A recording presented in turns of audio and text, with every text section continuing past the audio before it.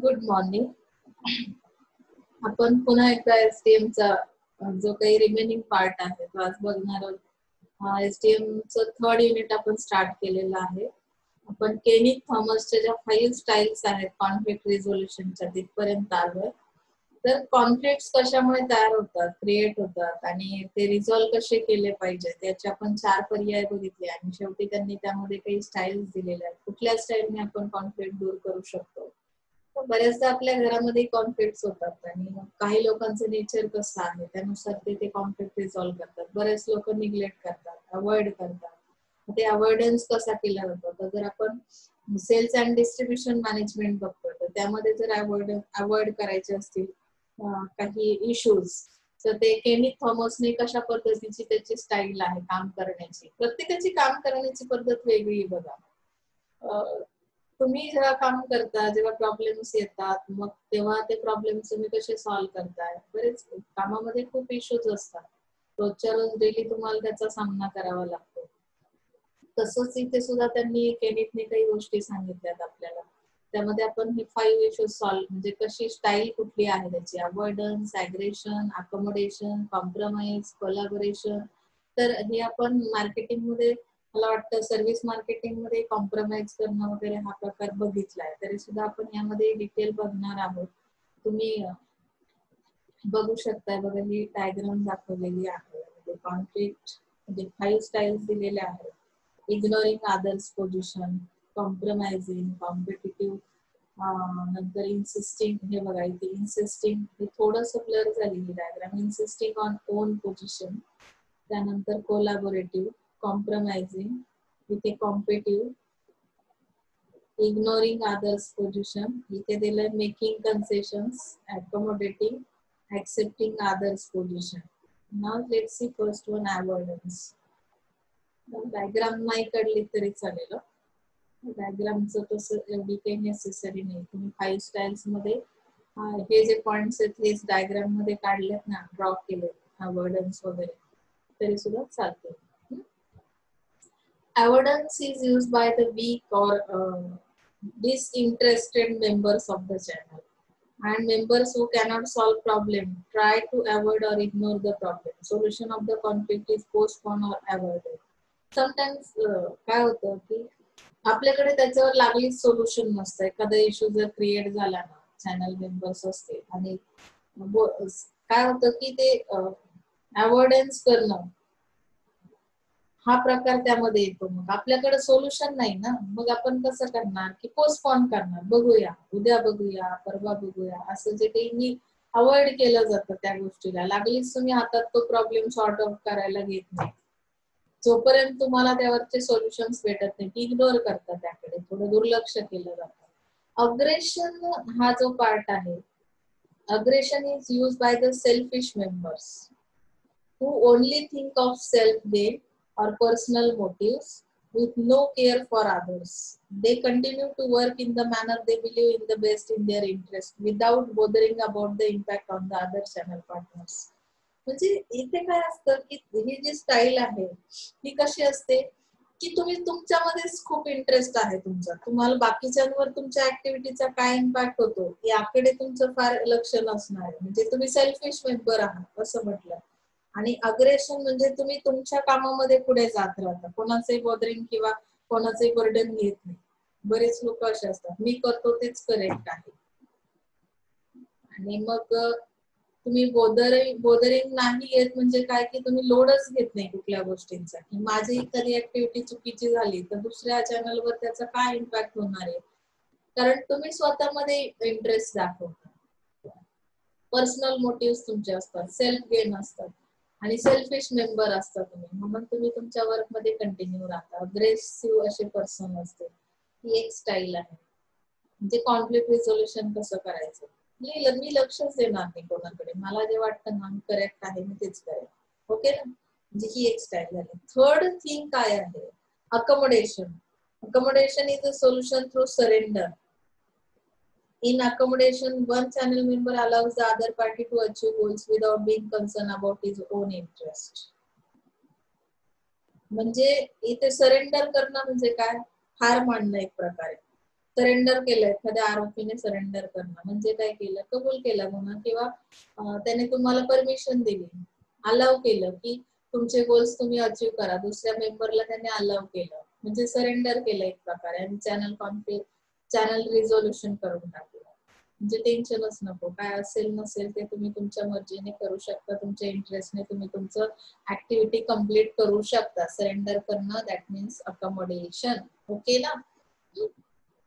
Compromise करणं, तुम्ही तर बऱ्याचदा म्हणाल मॅडम हा वर्ड म्हणजे माझ्या लाईफ मधलं सगळ्यात जास्त वेळा येणारा वर्ड आहे, मला बऱ्याच वेळेस कॉम्प्रोमाइज करावं लागतं. म्हणजे नक्की काय करावं लागतं, तर इथे सांगितलं it is a situation in which both the parties sacrifice to get a midway solution of the problem. They call for meetings, understand the nature of the problem and get a solution to the problem. म्हणजे इथे काय केलं जातं, sacrifice करणं, Midway solution काढायचं. कधी कधी तुमचा एका दोन्ही पार्टीचा थोडा थोडा लॉस पण झाला तरी चालेल, पण एक मिडवे काढायचं. कुठला प्रॉब्लेम क्रिएट झाला की मग त्याच्यावर डिस्कशन करण्यासाठी तुम्ही मीटिंग बोलवता किंवा ते प्रॉब्लेमचं नेचर म्हणजे कशा टाईपचा प्रॉब्लेम आहे, तो काय त्याच्यामुळे लॉस होतो, तर तो आपल्याला रिसोल्युशन करायचं. तर मग कॉम्प्रोमाइज करा, सॅक्रिफाइस करा दोन्ही पार्टीज, दोन्ही चॅनल मेंबर्स. ओके ना. मिडवे शोधून काढणं. कोलॅबोरेशन म्हणजे काय आहे की इथे तुम्हाला सहकार्य करणं ज्याला म्हणतो की कोलॅबोरेशन मध्ये काय सांगितलं, this is the most professional way to find a solution to any kind of conflict. म्हणजे हा प्रोफेशनल वे आहे कोलॅबोरेशनचा.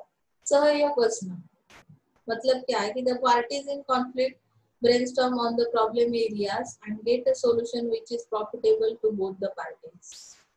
It is win-win situation where both the parties gain through the approach.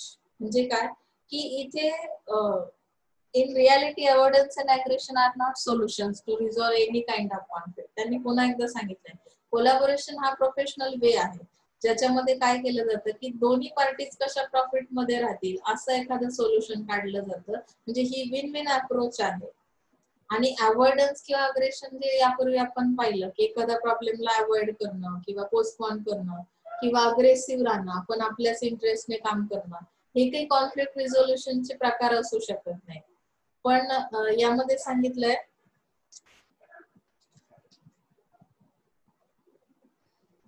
की इन्व्हॉल्वमेंट त्या channel मेंबर्सची कशी आहे त्यावर ते depend करतं की आपण कुठल्या पद्धतीने प्रॉब्लेम सॉर्ट आउट करू शकतो. काही लोक ऐकण्याच्या मनस्थितीतच नसतात, मी जे बोलतो तेच खरंय असं जर एखादी पार्टी म्हणत असेल तर कोलॅबोरेशन होण्याचा काही चान्सच राहत नाही. बरोबर ना. म्हणजे इथे आपल्याला हे जे केनिथ थॉमसने ज्या स्टाईल सांगितल्या त्या पद्धतीने आपण कॉन्फ्लिक्ट घालवू शकतो. ओके. आता चॅनल मेंबर्सला मोटिवेट करायचंय बघा, कारण मोटिवेशनची गरज आहे. त्यांच्यातही कॉन्फ्लिक्ट होत आहेत आणि ते कॉन्फ्लिक्ट पण काढायला वेळ जाणार आहे, तर मग त्यांना मोटिवेशनची गरज पडते. मोटिवेशन कसं दिलं जातं, तुम्हाला चॅनल कॉन्फ्लिक्ट अवॉइड करायचे तर मग तुम्ही रेफरंट पॉवर यूज करा. मोटिवेशन कसं दिलं जातं, it is the image or recognition that company enjoys in the market and such position gives the company power of reference.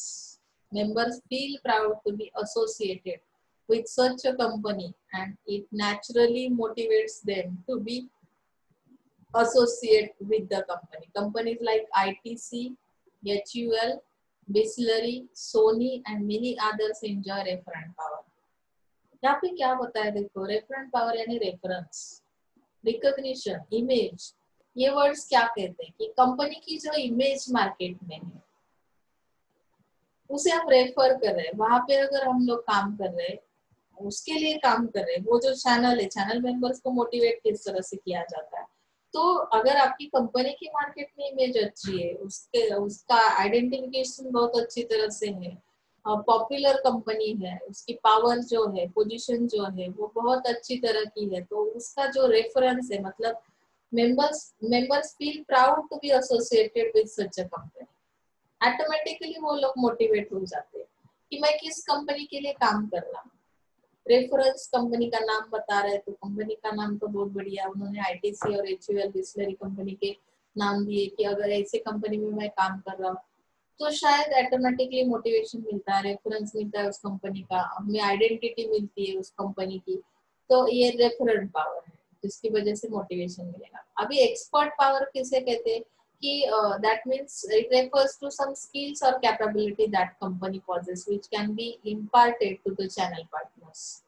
Channel members can thus learn more about the technology and business and hence get motivated to be associated with the company. अभी कुछ company जो है ना, वो क्या करते हैं, skills provide करते हैं चैनल मेंबर्स को, मतलब कि टेक्नोलॉजी रिलेटेड कुछ स्किल है या अदर जो भी कैपेबिलिटीज है जो कि चैनल मेंबर्स के अंदर होनी चाहिए, उसके लिए ट्रेनिंग दिया जाता है। तो business related knowledge, technology related knowledge अगर आपको मिल रहा है, एक्सपर्ट आप बन रहे हो बिजनेस में, तो ऑब्वियसली आपको क्या मिलेगा, यहाँ पे मोटिवेशन मिलेगा कि अरे उस कंपनी के साथ अगर मैं काम करूंगा तो मुझे कुछ नॉलेज तो मिलेगा जो मेरे पास नहीं है, तो मैं अपडेट हो सकता हूँ। तो इस तरह से वो क्या करेंगे कि जैसे उन्होंने बताया technology oriented companies in automobile, electronics and telecommunication use this expert power. इस तरह के जो कंपनीज है, ऑटोमोबाइल के कंपनीज है, इलेक्ट्रॉनिक्स के, वो लोग क्या करते हैं, इस तरह की एक्सपर्ट पावर यूज करते हैं।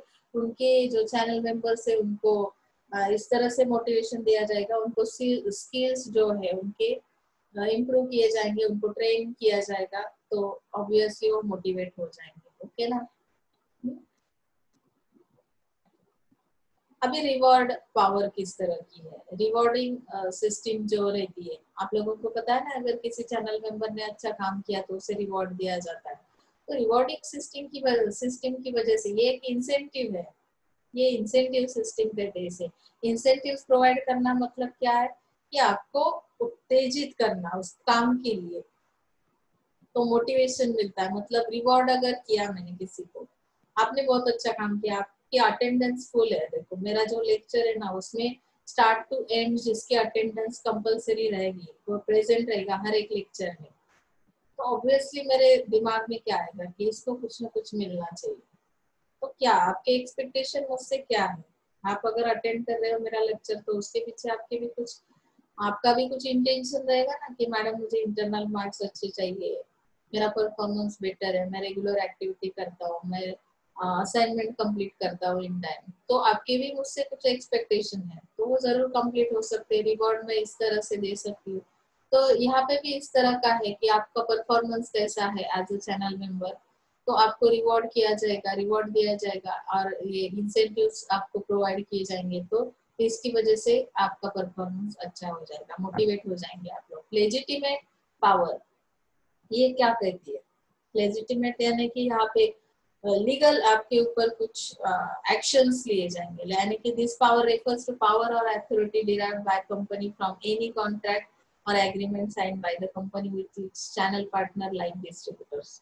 यहाँ पे एग्रीमेंट्स ही किए जाएंगे, एग्रीमेंट्स के दौरान आपका परफॉर्मेंस कैसा होना चाहिए वगैरह, यानी कि कितने टाइम के लिए वो एग्रीमेंट है, कि वैसे साइन किया हुआ एग्रीमेंट रहेगा, कंपनी ऐसे साइन करवाएगी चैनल में पार्टनर्स के थ्रू। तो यहाँ पे agreement gives the company legal power to expect the members to perform as per the expectation और members are obligated to do सो।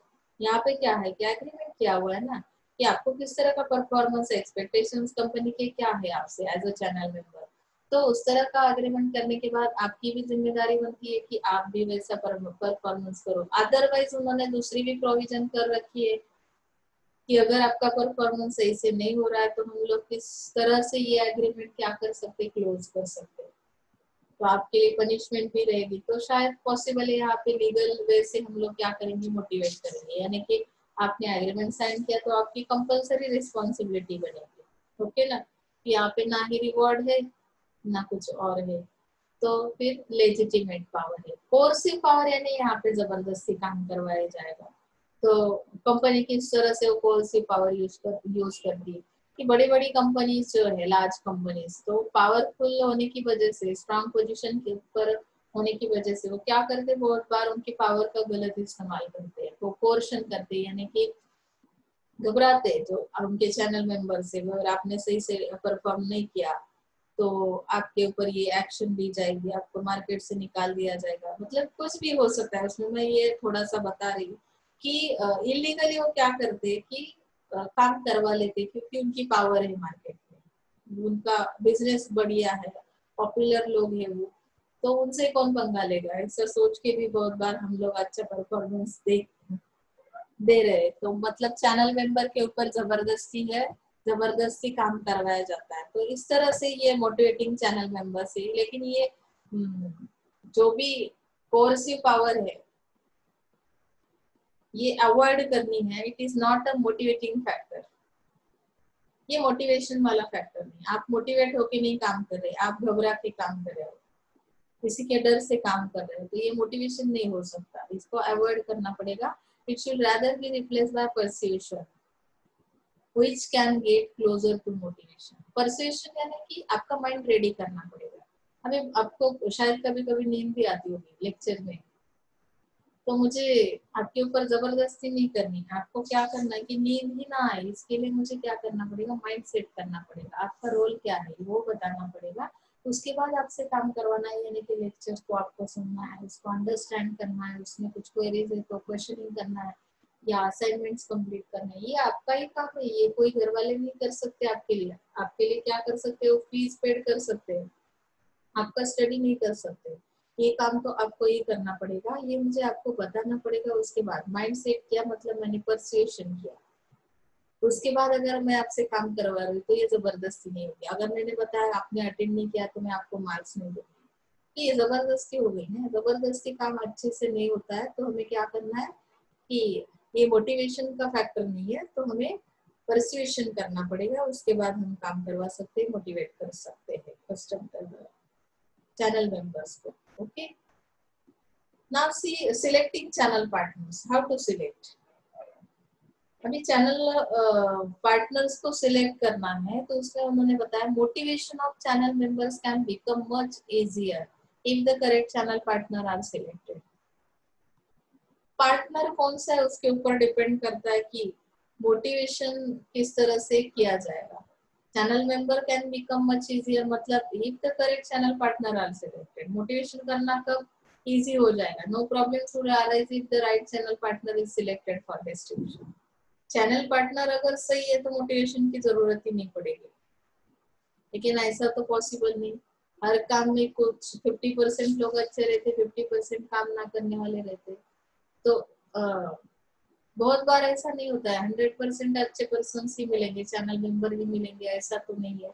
तो ऐसे इसे इमेजिन करके उन्होंने कुछ क्राइटेरिया दिया कि मोटिवेशन किस तरह से हम देंगे, तो कौन से फैक्टर्स यहाँ पे ध्यान में लिए जाएंगे कि जिसकी वजह से हम लोग क्या करेंगे कि सिलेक्ट करेंगे चैनल पार्टनर्स। तो यहाँ पे मार्केट फैक्टर्स है, प्रोडक्ट फैक्टर्स है, चैनल फैक्टर्स है, सोट एनालिसिस है, इनको स्टडी करना पड़ेगा। उसके बाद हमें समझ में आएगा कि किस तरह से हम सिलेक्ट करेंगे चैनल पार्टनर्स को। So let's see one by one.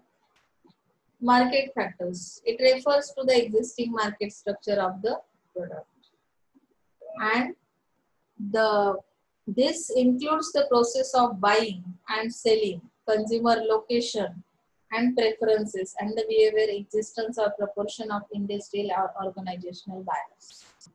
Market factors क्या कह रहे हैं, एग्जिस्टिंग मार्केट का स्ट्रक्चर किस तरह का है, बाइंग और सेलिंग के प्रोसेस किस तरह से हो रही है, कंज्यूमर का लोकेशन किस तरह का है, वो किस चीज को प्रेफरेंस कर रहा है। आप रहते खेड़ में हो, आपको एफएमसीजी के प्रोडक्ट्स की जरूरत है या इलेक्ट्रॉनिक प्रोडक्ट्स की जरूरत है। बाइंग सेलिंग इस तरह का है कि एज पर सिचुएशन फ्लेक्सिबिलिटी है उसमें। उसमें एग्जिस्टेंस और proportion of industrial organisational buyers, यानी कि प्रोपोर्शन बताए इंडस्ट्रियल जो प्रोडक्ट्स है उनका सेलिंग किस तरह का है, ऑर्गेनाइजेशनल बायर्स कौन से है। तो कंपटीशन की भी जानकारी हमारे पास होगी। मार्केट का स्टडी है ना, तो मार्केट के अंदर सब कुछ आता है। तो यहाँ पे उन्होंने बताया कि the role of channel member and therefore also their selection differ depending on the nature and intensity of competition। तो कंपटीशन का नेचर पता होना चाहिए, इंटेंसिव कंपटीशन है, एक्सक्लूसिव है या किस तरह की है। तो इंटेंसिटी एक बार समझ में आई, कंपटीशन की नेचर समझ में आया, तो उसके बाद हम लोग क्या करेंगे कि चैनल मेंबर्स का सिलेक्शन करेंगे। Okay, Now let's see product factors which refer product characteristics. That means physical properties, technical aspects, life cycle कैसी है, कंज्यूमर परसेप्शन क्या कह रहा है, मार्केट की पोजीशन क्या है, प्रोडक्ट लाइफ साइकिल किस तरह की है, मतलब वो तो ज्यादा इम्पोर्टेंट है प्रोडक्ट फैक्टर में कि प्रोडक्ट अभी कौन सी स्टेज पे है। मेरा प्रोडक्ट मैच्योरिटी स्टेज पे पहुंच चुका है तो मेरे लिए कौन सा चैनल सही रहेगा, कौन सा चैनल मैं चूज करूंगी। तो इसके बारे में हम लोग क्या कर सकते हैं, सिलेक्शन कर सकते हैं, चैनल पार्टनर का सिलेक्शन कर सकते हैं। मैच्योरिटी स्टेज पे तो स्टेबल हो जाता है हमारा सेलिंग जो है, एट एक स्टेज पे जाके कांस्टेंट हो जाती है, तो कौन सा चैनल पार्टनर मेरे लिए सही है ये सिलेक्ट करना बहुत आसान हो जाएगा। मार्केट की कंडीशन समझ में आ गई, मार्केट में कौन से कॉम्पिटिटर्स है, वो कौन सी स्ट्रेटेजी अप्लाई कर रहे हैं, तो इसके बाद प्रोडक्ट की कैरेक्टरिस्टिक कैसे है। अभी थर्ड फैक्टर है कि चैनल फैक्टर्स कैसे हैं, अभी चैनल फैक्टर्स का भी स्टडी करना पड़ेगा, उसके कैरेक्टरिस्टिक, उसके कैपेबिलिटी, कितने लोगों तक वो पहुंच सकते हैं, उनका एरिया कितना बढ़िया हो सकता है, फाइनेंशियली उनकी कंडीशन क्या है, ट्रस्टवर्दीनेस किस तरह का है, रेपुटेशन कैसी है उस चैनल मेंबर की, हर चीज की। मतलब किसी को सिलेक्ट करते वक्त है ना हम उसका रेपुटेशन भी देखते हैं। अभी क्लास में भी बहुत सारे स्टूडेंट्स रहते हैं, किसी एक का रेपुटेशन अगर अच्छा रहा तो शायद आगे जाके फ्यूचर में भी उसको अच्छे अपॉर्चुनिटीज मिलते हैं। क्यों, रेपुटेशन अच्छा कैसे बना, वो बनाना पड़ता है। रेपुटेशन बनाने के लिए बहुत सारे एफर्ट्स लेने पड़ते हैं, अच्छी पब्लिसिटी के लिए आपको बहुत एफर्ट लेने पड़ेंगे। तो एफर्ट्स किस टाइप के होने चाहिए, निगेटिव या पॉजिटिव। पॉजिटिव अगर आपकी पॉपुलैरिटी है तो पॉजिटिव एटीट्यूड है तो उसका मतलब है कि आपका रेपुटेशन अच्छा है। तो इस तरह का चैनल मेंबर का परफॉर्मेंस देखने के बाद, उनका ट्रस्ट वर्दीनेस देखने के बाद, उनके ऊपर कितना ट्रस्ट कर सकते हैं वो कैसे जानेंगे। तो उनका जो परफॉर्मेंस है आज तक का, उनका जो एक्सपीरियंस है मार्केट का, तो इससे इससे हमें पता चलता है उनकी एबिलिटी, सेलिंग एबिलिटी कैसी है, आफ्टर सेल सर्विस फैसिलिटीज वो किस तरह की प्रोवाइड कर सकते हैं। तो फाइनली ये सब चीजें जानने के बाद हम लोग चूज कर लेते हैं चैनल मेंबर्स को।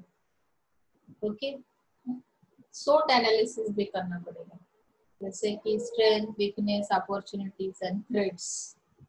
मतलब कि different channel members may exhibit different strengths, weakness in existing market environment. प्रत्येकामध्ये आहे बघा, तुमच्याकडे काही स्ट्रॉंग पॉइंट असतील तर काही वीक पॉइंट पण असतील, प्रत्येक व्यक्तीमध्ये आहेत ते, इंडिव्हिज्युअल पर्सन मध्ये आहेत. मग तुम्ही कशा पद्धतीचे, मतलब की channel members like distributors may show enough aggressiveness during market recession. Some other channel members may prosper uh, only during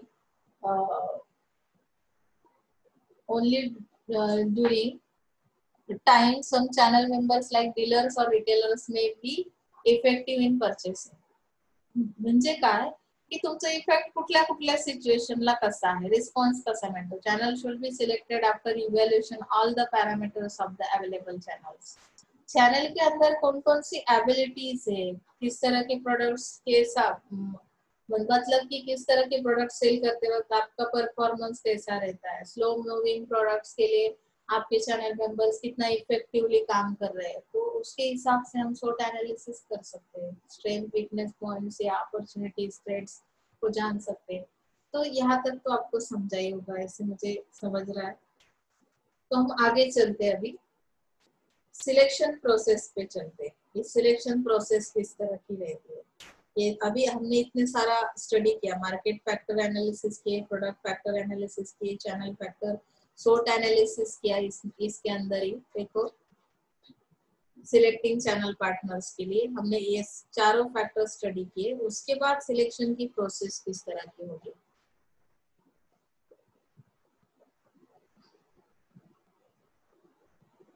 channel selection checklist. See now, the selection process requires judgment, foresight, and intuition, but it is advisable to follow certain guidelines during selection. जैसे अभी आपका selection करना है किसी job के लिए, तो क्या देखते हैं कि आपकी डिग्री किस टाइप की है, आपको कौन सी ग्रेड मिली है, आपका परफॉर्मेंस कैसा था, आपने कौन सा प्रोजेक्ट किया था, प्रोजेक्ट का टाइटल क्या था। सब्जेक्टिव नॉलेज पे 2-4 क्वेश्चन पूछेंगे, जनरल नॉलेज पे क्वेश्चन पूछेंगे, उसके बाद आपका सिलेक्शन किया जाएगा। ओके ना। तो यहाँ पे भी अगर चैनल सिलेक्शन करना है तो कुछ गाइडलाइंस दिए कि कौन से चैनल को मैं सिलेक्ट करूँ। तो ये गाइडलाइंस में फर्स्ट बताया कि आपके पास नॉलेज ऑफ मार्केट कितना है, मार्केट का नॉलेज कितना है, लोकल प्रेजेंस कैसा है आपका, मतलब आपका रेपुटेशन कैसा है, रिलेशनशिप विद कस्टमर्स, आप किस तरह की रिलेशनशिप मेंटेन करते हो। बी प्रोफेशनल, ऐसा हम लोग कहते हैं ना बहुत बार, अगर आप स्टूडेंट हो हम टीचर से, तो आपका रिलेशन हमारे साथ हमेशा कैसा होना चाहिए, प्रोफेशनल रिलेशनशिप होनी चाहिए, ना कि पर्सनल फैमिली रिलेशंस होने चाहिए, जिसकी वजह से क्या होगा कि शायद हमने अगर किसी और तरह का रिलेशन डेवलप कर लिया तो जो इंटेंशन मेरा रहता है या मैं जो भी सिखाती हूँ आपका उतना उसमें इंटरेस्ट नहीं बना रहेगा, या आप उस तरह से कंसंट्रेट नहीं हो पाएंगे अगर मेरे फैमिली रिलेशन मैंने आपके साथ बना। प्रोफेशनल अगर रहते हैं हम लोग तो शायद मैं जिस इंटेंशन से आपको पढ़ाती हूँ उसका इंटेंशन आपको समझ में आएगा और उस तरह से आप क्या करोगे, परफॉर्म करोगे, तो शायद रिजल्ट अच्छे आएंगे। सो बी प्रोफेशनल इस तरह का मतलब कस्टमर के साथ आप किस तरह की रिलेशनशिप मेंटेन करते हो।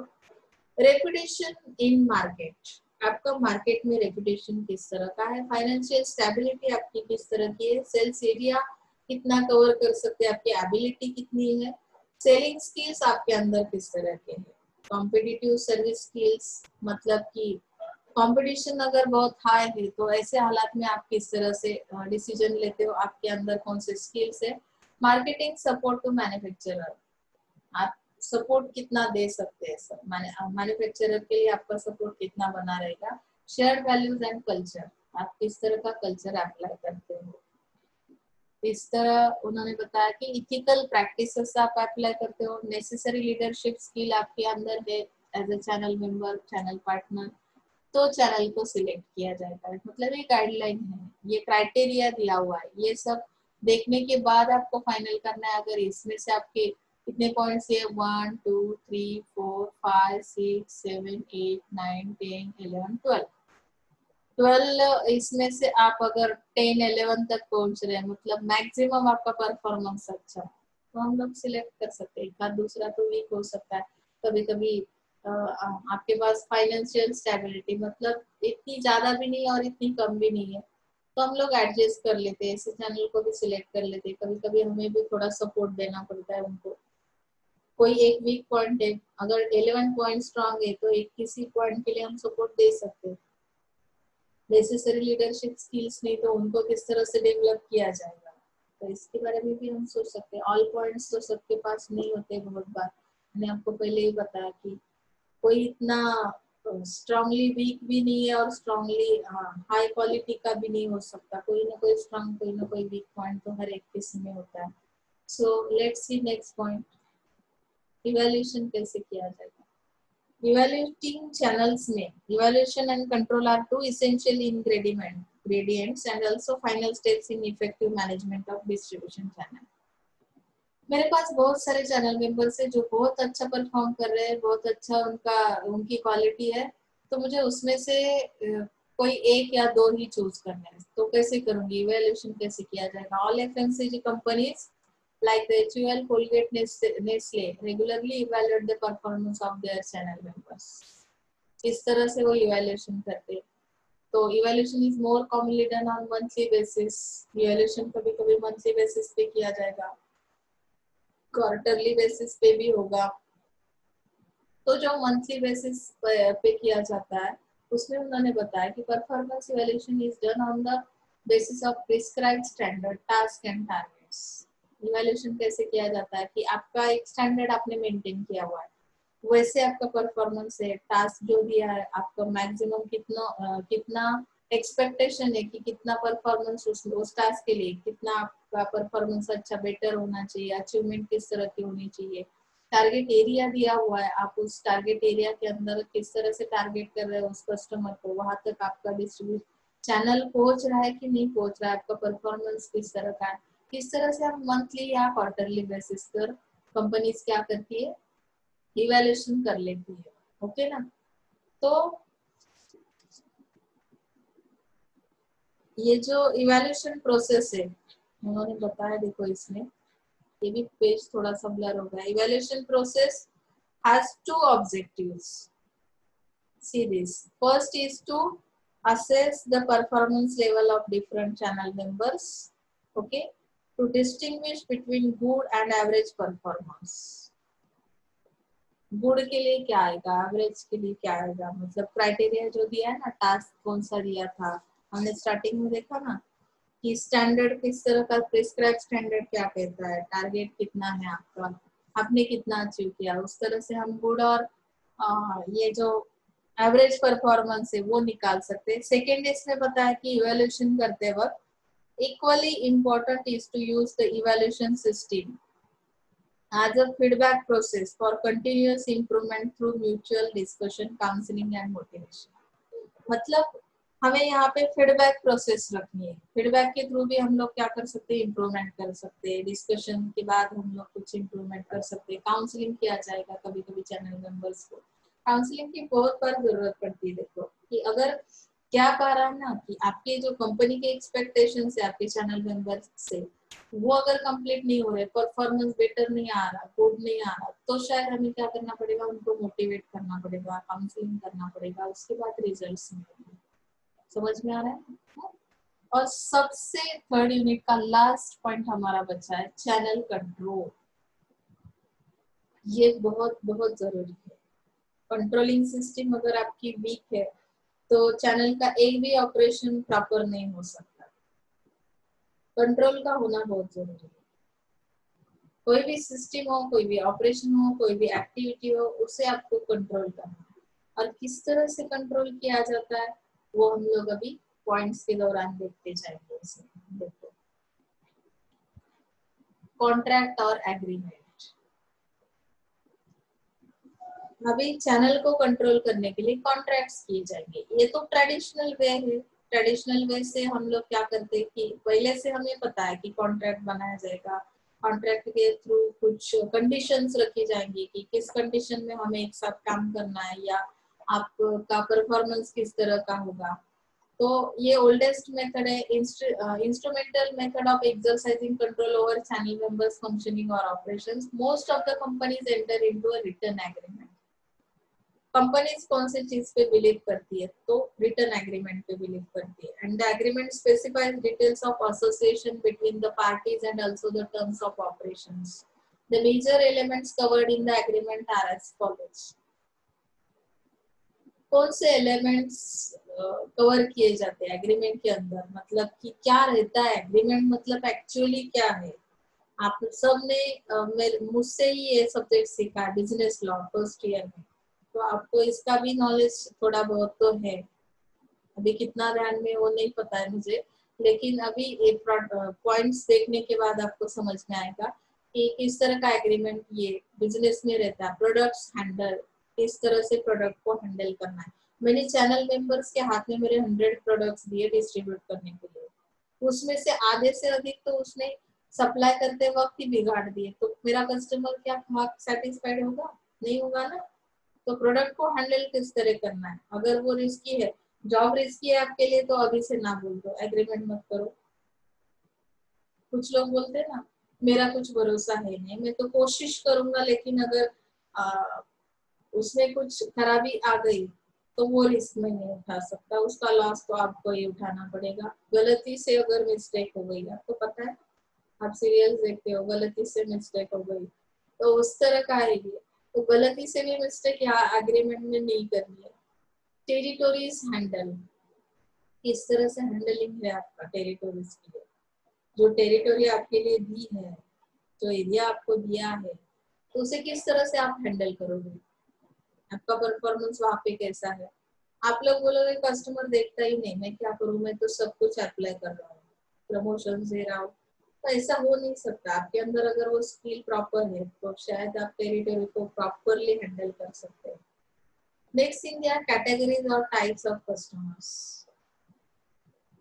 मतलब किस तरह की कैटेगरी आपको दी है, कस्टमर का टाइप आपको पता है, सेलिंग प्राइस एंड मार्जिन किस तरह के होंगे, तो यहाँ पे आप गड़बड़ी नहीं करना है। सेलिंग प्राइस क्या बताइए आपको कंपनी ने, उसी तरह से आपको मार्केट में सेल करना है प्रोडक्ट को। मार्जिन कितना होना चाहिए उसके साथ, वो भी फिक्स है एग्रीमेंट के दौरान। Sales promotion responsibility of channel partner, मतलब कि चैनल पार्टनर को कौन सी सेल्स प्रमोशन की रिस्पॉन्सिबिलिटी दी है, तो किस तरह के प्रमोशंस होने चाहिए उसका भी एग्रीमेंट होगा। पेमेंट क्रेडिट मैकेनिज्म दिया जाएगा, क्रेडिट कितना दे सकते हैं, पेमेंट किस तरह का होगा, कैश में होगा या किस तरह का होगा, या इंस्टॉलमेंट पे बेस पे दिया जाएगा या पूरा के पूरा एक साथ दिया जाएगा। पेमेंट की सिस्टम पूरी उसमें एक्सप्लेन की जाएगी। Inventory levels management by the channel partner, मतलब इन्वेंटरी लेवल मतलब क्या है, इन्वेंटरी में जो प्रोडक्ट्स लिस्ट है आपकी, तो उसकी लेवल क्या रहेगी, कितनी वैरायटी आप मैनेज कर सकते हो, एट ए टाइम कितना डिस्ट्रीब्यूट कर सकते हो मार्केट में प्रोडक्ट, वो भी डिसाइड किया जाएगा एग्रीमेंट के अंदर। इस तरह से हम कंट्रोल करेंगे, मतलब वो खुद से कुछ भी डिसाइड नहीं करने वाले, हमने वो सारी चीजें उनसे एग्री करवाई है, उस पर साइन लिया है, कॉन्ट्रैक्ट बनवाया, अगर ये इस तरह का परफॉर्मेंस नहीं दे रहे तो अभी के अभी कॉन्ट्रैक्ट कैंसिल किया जाएगा और उसके लिए आपको पनिश भी किया जाएगा कुछ यहाँ पे। ओके, बजट एंड रिपोर्ट्स बनाए जाएंगे कंट्रोलिंग के लिए। रिपोर्ट्स अगर मैं बना रही हूँ, रिपोर्टिंग टाइम टू टाइम ले रही हूँ, मॉनिटरिंग कर रही हूँ, तो शायद इजी है कि कंट्रोल में रखना चैनल मेंबर्स को। तो यहाँ पे प्रॉपर रिपोर्टिंग सिस्टम होना जरूरी है। Reports can be weekly, monthly, quarterly. Reports किस तरह के बनाएंगे उसका एक फॉर्मेट दिया जाएगा कि आपको वीकली रिपोर्ट चाहिए, मंथली चाहिए, तो किस तरह का फॉर्मेट है आपका, उससे आपको पता चलेगा कि ये किस तरह से काम कर रहा है channel. Weekly reports can be short and precise, showing immediate results.